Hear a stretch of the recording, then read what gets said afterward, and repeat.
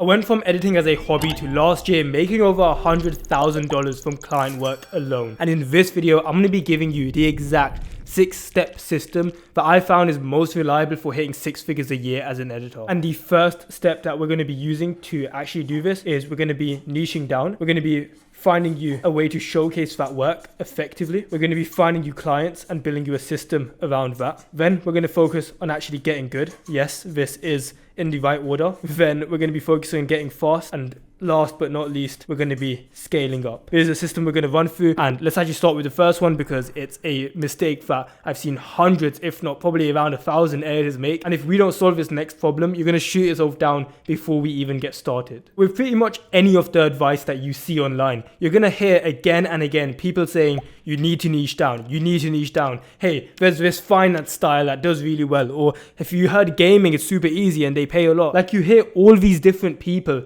telling you that this niche makes the most money, but I mean, they can't all be right. Because if you just think about the type of person who's willing to spend a lot on an editor, it's not going to be someone in a certain niche. It's going to be the top creators in any niche. Like, I've had $1,000 plus commissions in gaming. I've had $1,000 plus commissions in finance, in documentary, in art, in IRL. It's not about the niche. It's about becoming the best in one. There's actually more to niching down than most editors realize. They feel that, hey, as long as I'm actually picking the right content, that's all that matters. So it's going to put content in here. So this is actually the gaming or art or finance or whatever documentary, whatever content niche they're actually niching down into. This is what they think about when they're thinking niche.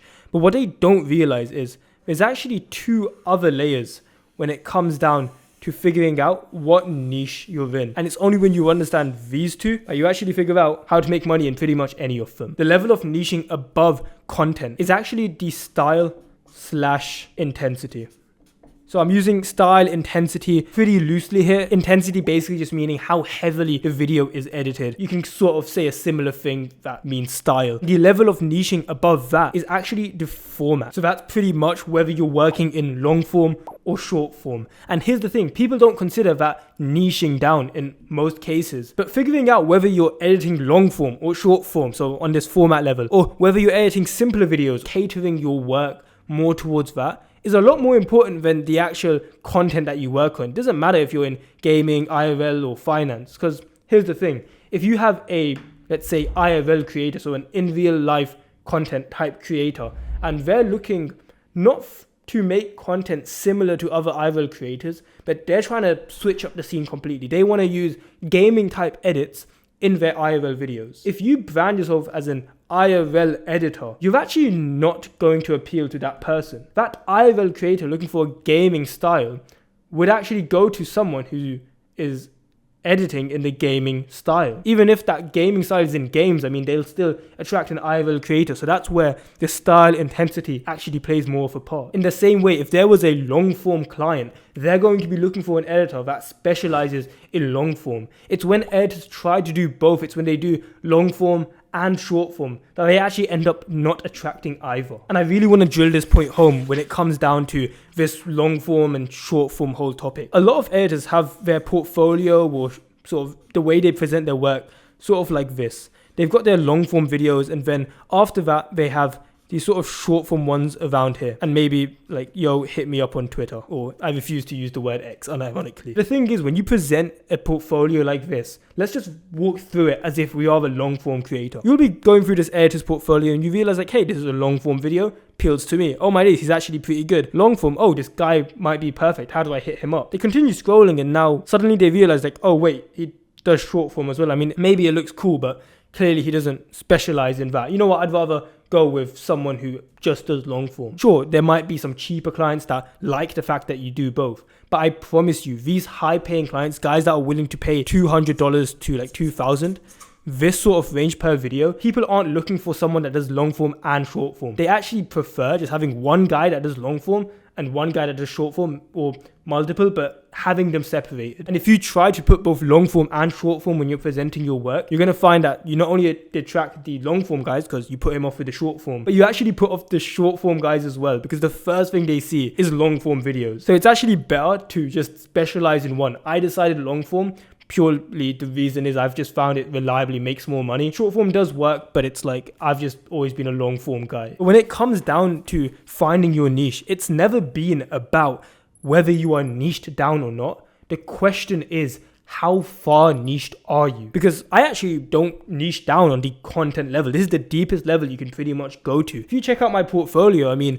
you've got React videos, you've got art videos, you've got gaming, you've got Omegle, you've got like all these just random niches, and I still get high paying clients. Because here's the thing, I might not have niched down on this level, but I have niched down on the format. I've niched down to long form. And I've also niched down to the style/intensity. I don't have in my portfolio one super highly edited and then the next one being raw cuts. Sure, there might be slight variations to how heavily edited some videos are, but generally I tend towards the more highly edited side of things. And when someone wants that, they're more likely to go to me. So once you've picked your dream niche, and the way you're going to do that is in this order. You're going to pick format, then you're going to pick the style/intensity that you want, and this can change over your career, but just have a rough idea, and also the content you would like to if you could. Once you've done that, then we're going to move on to actually showcasing the right work. Because there's so many editors that I've seen that they actually are decent or good at editing or good enough to get clients, but they hold themselves so far back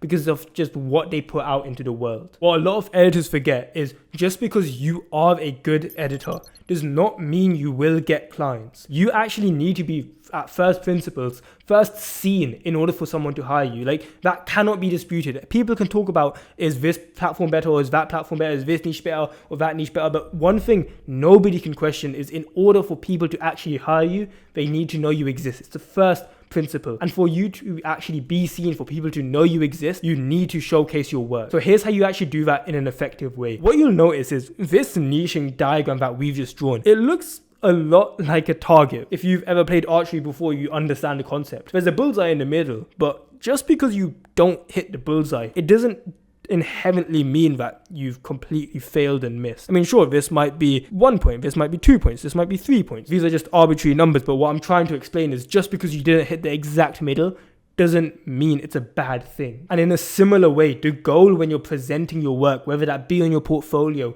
whether that be on your social media, the goal is not to hit the bullseye and hit the same niche of content every single time. The goal is to get as close as possible. First, you want to ask yourself, can you go all in on just short form or just long form? Then once you've gotten everything in long form, let's say you want to do long form, everything in long form, then you can start thinking about, can I start swapping out some videos so that they actually have a similar sort of style, intensity, audience maturity, etc. It's after you've gotten everything to a similar standard, that's when you can start thinking about, okay, I want everything to be in gaming. I want everything to be in finance. I want everything to be in automotive. Like whatever content you do, this is a last step. But you want to go from figuring out, so this is where everyone starts. You have all this random stuff you've worked on. Maybe you've done it as a hobby. Then you specify everything to be long form. Then you make it similar style. And then you start specifying in content. I still didn't get to this stage. I got past 10K a month doing that. Honestly, this you really don't have to do. So let me actually show you what this looks like in practical terms, just to make this more real for you. I want you to imagine you have a portfolio right now, and this is what it looks like. You've got this long form video, this long form video, this short form one, and these two other short form ones. We want to first make sure that we've actually niched down. I mean, where are we right now? We haven't niched down on format, style, intensity, or content. We're here right now. So what we want to do is first figure out, can we just specify and niche down on the format level? So let's actually do that. Over time, okay, I mean, could we work on some client videos? Could we work on some long practice videos and actually replace these and turn these into long forms? Awesome. Now we've actually niched down on a format level. Well, now you might realize that this one is a highly edited, this one is a low edited, this one's sort of a medium edited, this one's like a raw cuts,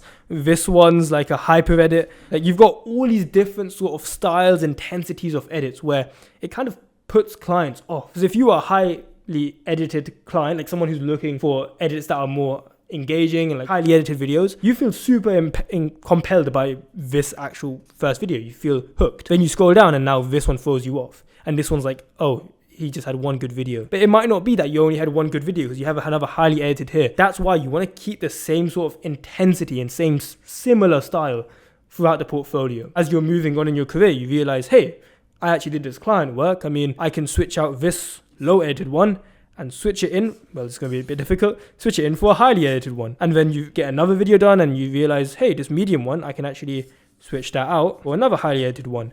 So now over time, you're going to have all of them sort of similar in terms of intensity and style. Now, once you've actually reached that stage, then you figure out, do you actually want to niche down on a content level? Your niche that you picked last time, for example, is long form, highly edited Minecraft videos. Once you've gotten to this stage, if you wanted to get into Minecraft, well, this one might be Fortnite right now. This one might be a finance video. This one's a Roblox one. And then this one's another Fortnite one. Let's say you want to get into Minecraft. I mean, you'd switch out maybe this first one, make that a Minecraft, and then you slowly just switch these out. I mean, over time, this is how you become super niched throughout this whole period, and this might take you a year, 2 years. This is the process you want to go through when you're niching down. You want to go from the outside inwards, not the inwards outside. But once you've actually showcased your work, how do you use that to actually get clients? Well, in this next section, I'm going to be sharing the exact framework that my mentor taught me, and this got him to over $1 million a month. I'm a big believer in paying for education. I do it myself and I sell programs. I'm a big believer in it. It's changed my life. And I'm part of a business mentorship right now where I basically paid a guy £15,000, which is about $20,000, to pretty much get into a room. It's a mastermind where all these great guys get together. And one of the questions that I actually asked the main guy, the guy making $1 million a month, I asked him, what are the 2 traits that you found reliably allow people to get high paying clients? And I remember sitting in that room with all these other entrepreneurs. The room's gone silent now, waiting for his answer.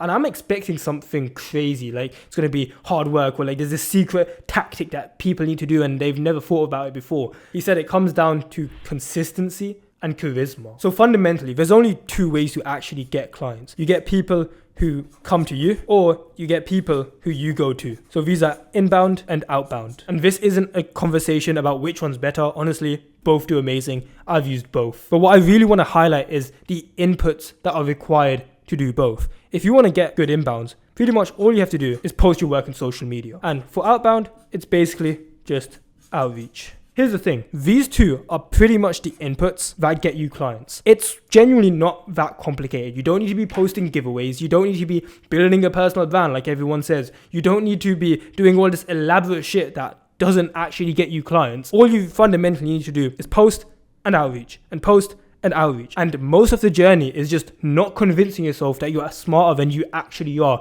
and realizing that these 2 are fundamentally the inputs that run this whole client system. And here's the thing, I'm not someone that's saying this as theory. I have posted consistently on my Twitter for around 3-4 years.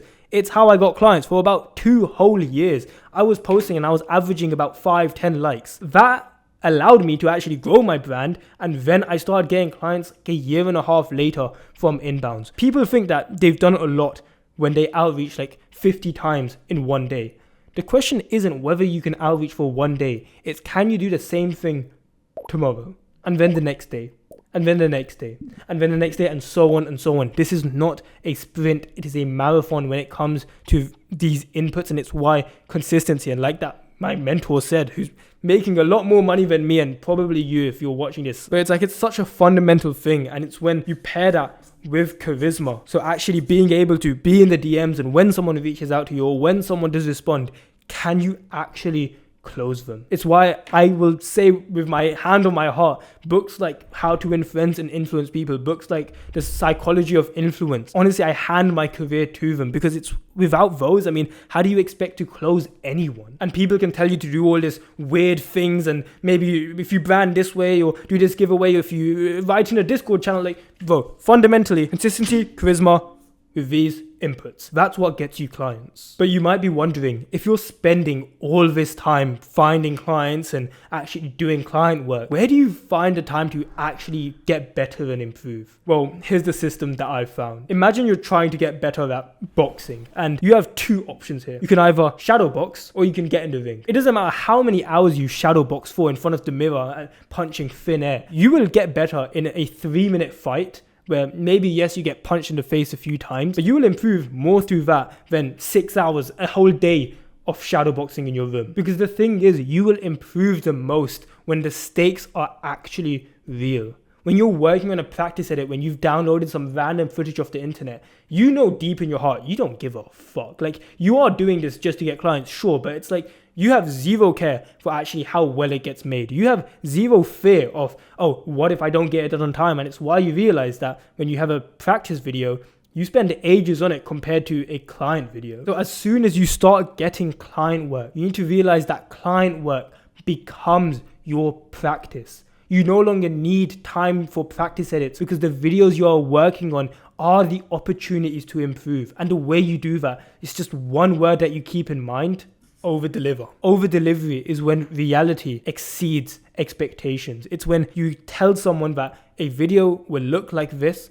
and you go out of your way to actually make it better. There's always an expectation that's been set. If you're charging $100, there's some sort of subconscious expectation that the client has for what a $100 video looks like. If you're charging $1,000, there's a subconscious expectation for how the video will look. What you'll realize with expectations, it's not always with visuals or sound design. A lot of the time it's the client experience. It's why you'll find that sometimes a $1,000 client, honestly, they look worse than a $100 client. They're actually easier to work with. What they value as well, and the expectations that's been set is, well, you're going to communicate on time. Well, you're going to be giving this on deadline. You're going to be solving problems on your own. You're going to be using your own initiative. These are all ways that you can actually over deliver. And it's when what you objectively do for the client, when you do video on time, when you do actually make the video look good, when you do not leave mistakes in because all it takes is one check after you finish the video. It's when this exceeds the expectation that you set, that you have by definition over delivered. The reason we over deliver is because over delivering is how you get better. If you have a $100 video right now and you want to charge $200, guess how you do that? Is it by doing another practice edit? Probably not, because you don't really have much time if you're going to be working on client work. You might as well, on this $100 video, just make reality better. Make your visuals better on that. Put in a little more time. Stop worrying about being underpaid because you're already being paid the amount. So you might as well use that to over deliver. And then when you put that onto your portfolio, when you put that onto your Twitter, now you actually have the opportunities to be getting a $200 client. But what I understand is, obviously, you're not always going to have client work. So the question becomes, what do you actually do in the time that you don't have client work, but you still want to improve? This is where I want to bring up what I call the work hierarchy. I have no idea if I spelled this right. The work hierarchy basically tells you exactly what you're supposed to be working on at any time. And at the top of this work hierarchy is client work. The reason being exactly what we just explained. Client work is the ultimate practice. If you wanted to get better at basketball, play basketball, not football. If you want to get better at swimming, don't start doing pull-ups, do swimming. Actually do the thing that you are trying to get better at. If you want to get better at client work, do client work and prioritize that. But what if you can't get that? Then you do the next best thing, which the closest thing to that, paid trials. If you can't do client work, you do paid trials. What if you can't do paid trials? Well, you do free trials. What if you can't even get a free trial? That's when you do a practice edit. So this is when you rip footage from YouTube, where you get re-download someone's footage, things like that. I've had so many editors that say things like, but I can't find practice footage. If you don't know how to go on YouTube and download a video, you can't search up free YouTube to MP3 downloader or something.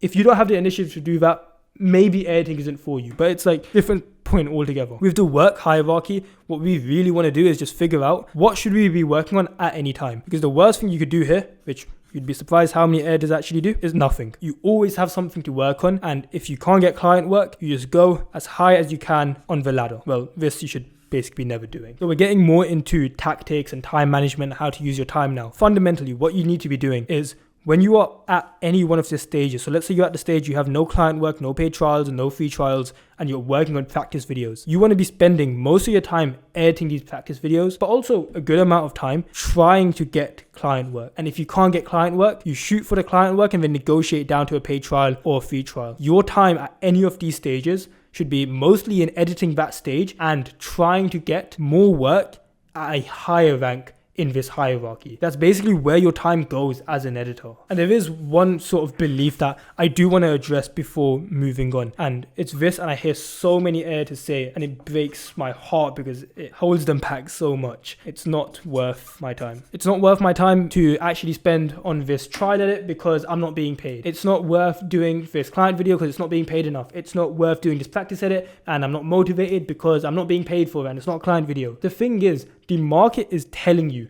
what your time is worth. If you are making $1,000 a month right now, that is the market telling you you are currently worth $1,000 a month. If you would like to make more, be more valuable. If you're currently making $0 a month and you tell people that I don't want to do this work because I'm not being paid enough, you are not being paid, or you're at this stage because of that mindset. You're not being paid anyways. If you are going to do something on this sheet, you might as well make it so that you can use it later on. Because here's the beautiful part of actually being able to spend the time editing. You get work. So whether that be client work, whether that be a trial, whether that be a paid trial, whether that be practice work, you get some sort of work. And what you do, just like we talked about before, you over deliver. And what actually happens is you can put that onto your portfolio, put that onto your socials, you build social proof. That actually allows you to get work. And the funny part is it actually gets you better work. If you want to go from $10 a video, $50 a video, $100 a video, $200 a video, $500 a video,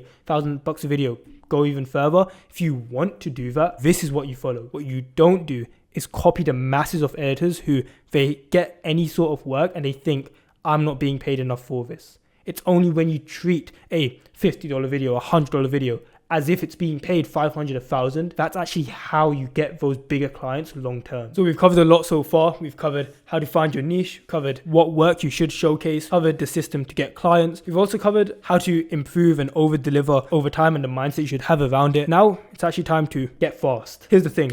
Clients, especially the higher paying ones, they treat this shit as a business. The best clients will actually not only want a good video, but they want it done on time. And anyone that's been in the game for a while will tell you, if you can make good videos but you can't get it done on time, have fun trying to keep clients. You're going to be on this constant hamster wheel of get clients, lose them because you can't make the deadline, try to get more clients, lose them. And oftentimes for these people who can't get fast or can't get videos done on deadlines, they realize over time, instead of getting easier to get clients, it actually gets harder.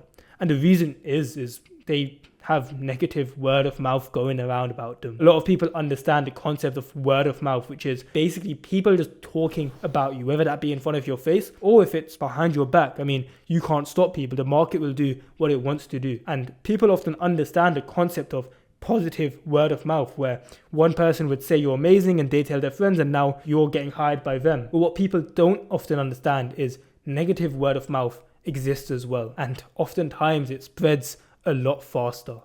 It's content creators or clients. Oftentimes they are in calls together. If you've been in the YouTube game for a while, you'll know like most of these guys are friends. I mean, I remember there was one time I was in a client call. His name was The Dentist. And out of nowhere, like me and him, we're just talking about sort of YouTube strategy, things like that. And literally out of nowhere, he just randomly asked, because we were stuck in this part of the conversation, he just randomly asked like, oh, I know a guy and should I bring him in? Some random guy joins the Discord call and out of nowhere, he just starts breaking down his strategy and he's saying this is the exact same thing he does for Mr. Beast. And it's like, we just got Mr. Beast's YouTube strategist on the same call with me and this other client. It's like these guys all just know each other. Sure, this is like a nice conversation, whatever. But I've been in conversations as well where I will be with a client and we're thinking about expanding the team, where maybe we've got a lot of work, we want to ramp up the content and we're willing to pay a lot. We just want to find a good guy. And sometimes someone's name will come up, or I'll recommend a guy or someone else will recommend a guy. And someone else in the call will actually say,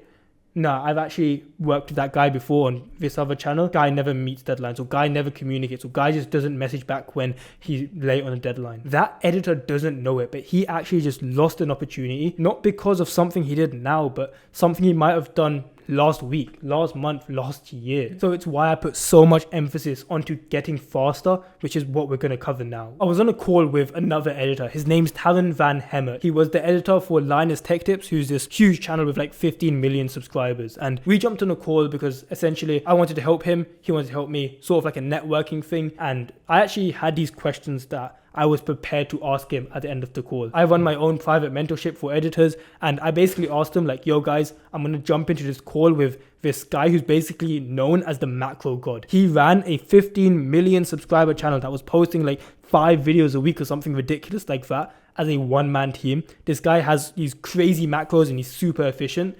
Guys, if you want me to ask him anything, tell me the questions. And one of the questions that I actually forwarded from the boys was, if you had one piece of advice for editors who are trying to get faster, what would that be? And I'm expecting some crazy workflow thing or some super niche reference to some crazy automation thing. Like, I'm expecting that. But what he told me was, avoid premature optimization. Now, he said it to me so like nonchalantly, like he just stared at me and he said it as if he'd been waiting to say that all his life. But then I just kind of stared at him blankly and I was like, dude, I have no idea what the hell that is. Can you explain it to me? Then he broke it down, and what I understood from it, and this genuinely changed the way I approach editing now. Premature optimization is where you try to optimize something, you try to get faster before you've actually done it properly in the first place. And what this often looks like for editors is them saying they're trying to improve their workflow. But the thing is, they haven't even improved things like their visuals yet. They haven't improved their sound design. They haven't improved things like their storytelling or pacing. I prefer thinking more about pacing rather than story, but topic for another day. When it comes to workflow, yes, this is important. But the thing is, you don't want to get faster at doing the wrong thing. When it comes down to getting faster, we'll touch on the actual tactics in a second, but I want you to remember that yes, when you are improving your visuals, when you're trying something new, when you are trying to use a different type of music for the first time, or maybe you're focusing on the sound effects a lot more, or you're thinking more about pacing and you want to cut back and forth from 1 frame pause to 2 frame pause, and you're testing out the different pauses between a clip, and you might be watching back when you're practicing these things on a clip maybe 5 times, 10 times, 15 times, 20 times. And yeah, sometimes it does take you 2 hours on a single 5-second animation. But here's the thing, when you're learning, it's normal to have inefficiencies. You have to be mentally okay when you are improving these things that it will take you longer. It's like if you have never done a certain type of animation before and you're trying it for the first time and it takes you ages and you're scared that it might not work out. And what if I have to delete it? I'll waste my time. When you try something new, first of all, it will be slower. But yes, there is a chance that you might delete it as well. But it's like you will have come out of that learning. Because the first time you do an animation that maybe you've never done before, it might take you 4, 5, 6 hours to do a tiny animation. But then if I asked you to repeat that animation, make it all again from scratch, I mean, would it still take you 4 or 5 hours? I mean, tell me, how long do you think it will take? Maybe an hour or so? And if I told you to make it again, I mean, you might darn well get it done in like 10, 15 minutes. And if I told you again, I mean, you already have the assets. You can just reuse the project file. You can just use some presets from what you've made on that original project. And now you've cut down from 6 hours to more like 4 minutes. And the thing is, this is a constantly repeating cycle. Like, just think back to when you first started learning editing. There was probably something like a basic slide that you were trying to learn. When you first learned that, it might have taken you 5, 10, 15 minutes to figure out, oh my days, what's a transform effect? What's a keyframe? Like, it might have taken you a while. But here's the thing, if you do that now, probably takes you a lot less time. Does that mean you should forever only stick with slides? No, you find the next thing. So now you have this next skill that takes you a stupid amount of time, but then the second time you do it, takes a lot less time. And now you have more free time on your hands. What do? You just stick with that one new thing you've learned?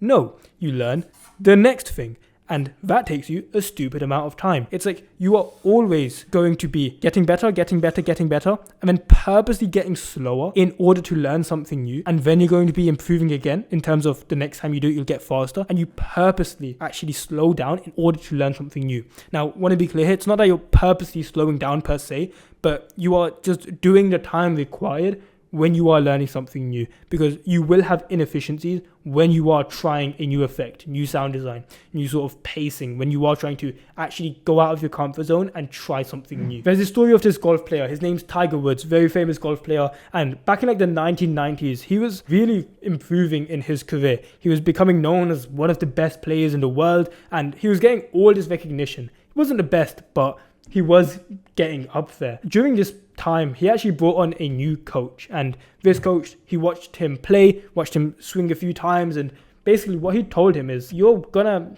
have to change your swing.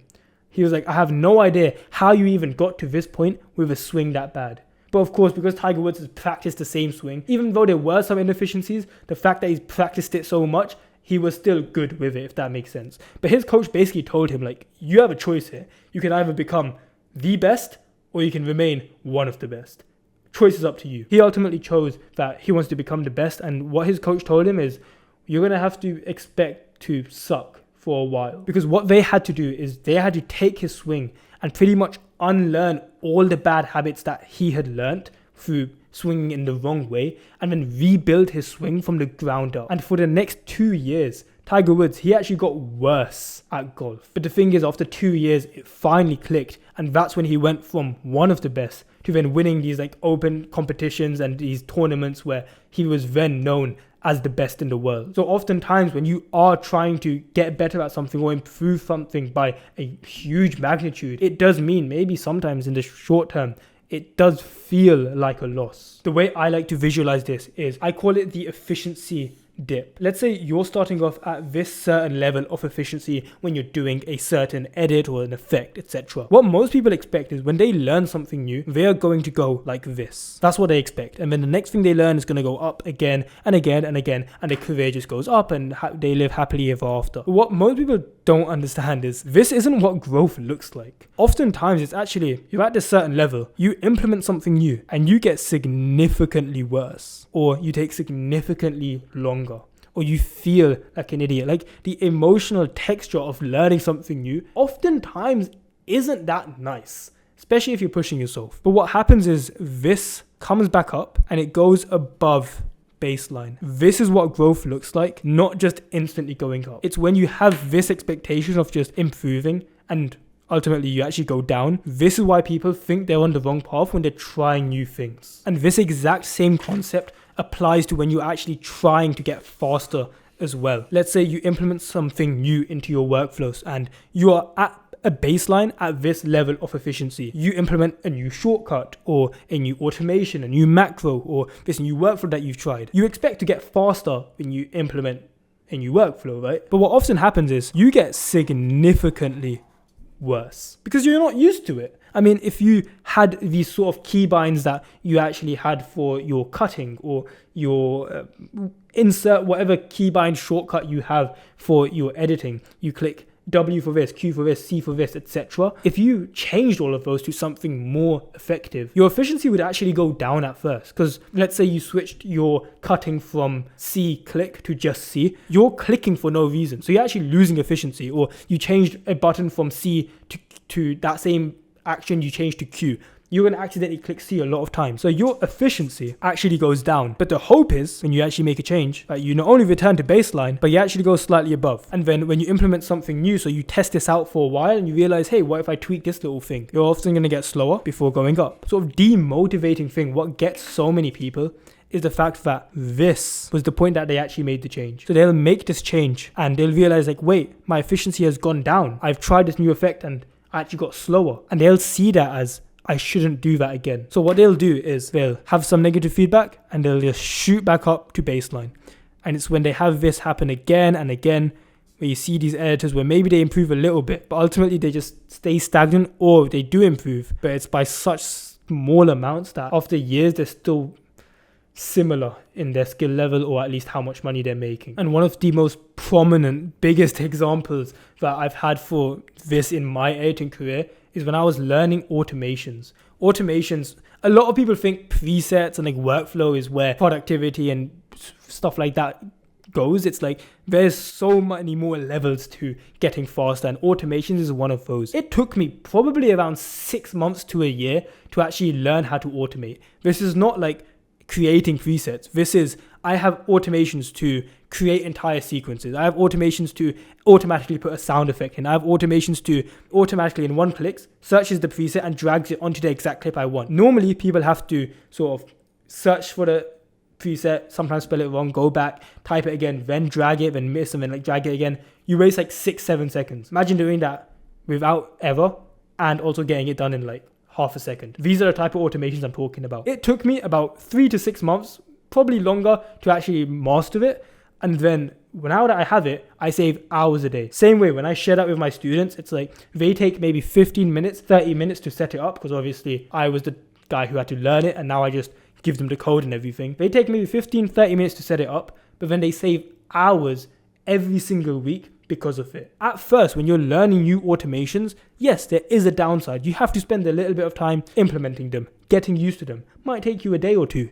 But it's like after that, if it saves you hours a week, you have sustained gains from that. Because it's not just a one-time thing. It's the more you work with it, the faster you get. So now finally, once we've learned how to get faster, now we're actually ready to scale. This is the fun part. This is where we actually start making a shit ton more money, because honestly, there are editors who are really good, editors who are really fast, and maybe they can get a client or two, but their income still stays sort of under that $1,000-$2,000 a month. This is the system that got me to past $10,000 a month, and I'm going to share that with you now. Throughout your career, you're going to go up what I call the client ladder. This is sort of where you have your first client. Maybe it was literally a guy who was paying like $5. That $5 video might help you get a guy with $10, and then this guy gets you a $50 video, and then this guy helps you get a $100 video, and then one day you're charging like $500, and etc, etc. There might be steps in between, but generally throughout your career, you're going to go up the client ladder, meaning you charge more per video. And what happens is you use this client to help you get that client by showcasing your work, by putting on your portfolio. We're simplifying this by a lot, but generally there's a ladder that goes up in prices and you charge more for your future clients. But the thing is, how do you actually raise these prices without dropping your income? Because here's the thing, a lot of people want to raise their prices, but what they're scared of is they're going to increase their income, take more, make more, and then they increase their prices in the hopes of making more, but they're scared that what's actually going to happen is they get dropped, or people say no and the income goes down. That's what people are scared of. The thing is, this next system that I'm going to show you for scaling is the exact system that I used to not only raise my prices from $5, I now charge about $1,000-$2,000 a video without having this fear of dropping in income. So that's what we're going to share with you now. And the system that it's called is the AFIR framework. The AFIR framework. I wish I could find a sexier name, but AFIR is what we're going to stick with now. And what this stands for is acquire, fill, identify, and then raise. Once again, these are in order 1, 2, 3, 4. Super important you understand the order of that. What does this actually mean? Well, it's a cycle. The first thing you're going to do is you need to acquire clients. We've covered this throughout the entire video, especially with step 3, how to get clients, the inbound, the outbound, getting better, etc. You need to actually be doing the inputs to get clients. We've covered that earlier, but pretty much you do that. The next step after that is you're going to fill up specifically past your capacity. A lot of editors are scared of burnout. Make your choice. Have good mental health and be a fucking soft little bitch, or make money. It's like, sometimes you're going to be stressed. Fucking suck it up. I was stressed as shit when I was scaling. It's a lot more fun now knowing that I can make 5 to 10k a month without fucking trying, and if I want to try, I can make like 10 to 15. It's a lot nicer. I'm happy that younger me stressed. Yes, I'm telling you to fill up your time with more clients than you can handle. That means if you can handle 2 videos a week right now, take on 3. If you can handle 3, take on 4. This system works. The reason is you're not going to be stuck here forever. In order to actually make progress in terms of prices, it does help to be filled out. Once you've filled this up, the next thing you're going to do is identify. And what I mean by this is you're going to identify your lowest leverage clients. So let me explain what I mean by that. Every single client pretty much has 2 variables. It's how much they're paying you. That is a terrible $sign, but how much they're paying you, and then how much effort you're putting in. This is basically a mix of time, energy, basically how much you need to learn for them. Every single client will rank on these 2. This one you can say is sort of like a 1 out, like a percentage that I'd like to put this in. So like if I had 2 clients, who do I put more effort in? If they're both the same, it's 50-50. If one's 80% of effort, it's 80-20. And $1 is just a numerical amount. Let's say you have client A and client B. And for this example, we're going to say you have a $400 client and a $200 client. Most people would say, drop the $200 client. That is retarded. If you have a $400 client and a $200 client, without context of how much work you're putting in, you can't actually say who you should take on or drop. Because let's pull this to the natural extreme. Let's say that the $200 client was actually taking you 5 minutes to do. $200 in 5 minutes, pretty nice. Let's say the $400 client takes you 4 weeks to do. Not so nice. $400 a month. Pretty damn bad. The $200 client could actually be better than the $400, but we need to do this exercise to actually figure it out. Once you've got these down, that's when you're going to put in the effort as well. So in this case, let's say you realize that you're actually putting in about 75% of your effort into these videos and then 25% of your effort into these. Straight away, we see an asymmetry. This is paying you more and also taking you the most effort. Nope, sorry. Imagine this was 25 and this was 27. That was the example I was supposed to put. We see an asymmetry here. $400 and it's taking the least effort. This is a higher leverage client than this. So when it comes to this identify stage, all we're doing is we're trying to identify who are the lowest leverage clients. And oftentimes it is actually as clear as this, where there is one client who takes so much less work but is getting paid either the same or more.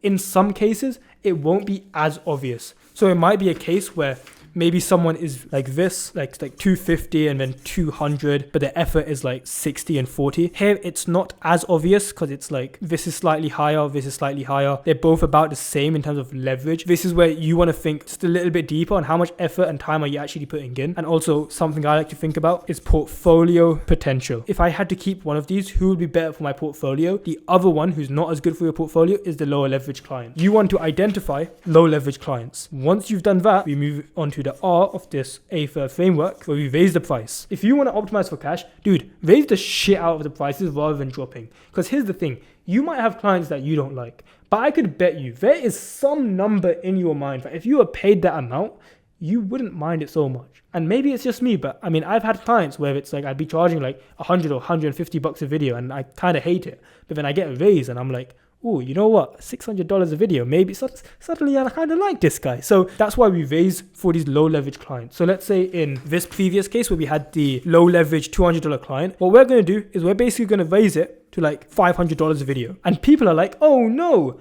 but what if he says no? Here's the thing. If he says no, you still have this other client who is your best client because you're not going to raise for him. Worst case scenario, he says no, you still have your best client. Best case scenario, he says yes, you've now just 2.5 extra prices. This is why it's so important at this stage to actually fill past your capacity, because this system doesn't work if you only take on a tiny bit of work for one client. It specifically relies on you having 2 clients or more in order to actually identify the lower leverage one and then raise for only them. And let's say that the guy drops you, no worries. You continue acquiring new clients and then you continue the process of fill up to your capacity, find your lowest leverage ones and raise it. And I want to touch on a few things. We'll go in order. With this acquire stage, this should be happening basically 24/7. You should always be taking on new clients. I find it so ridiculous when people say commissions closed in public. Imagine Mr. Beast was going to hit you up, but your dumbass had like commissions closed in your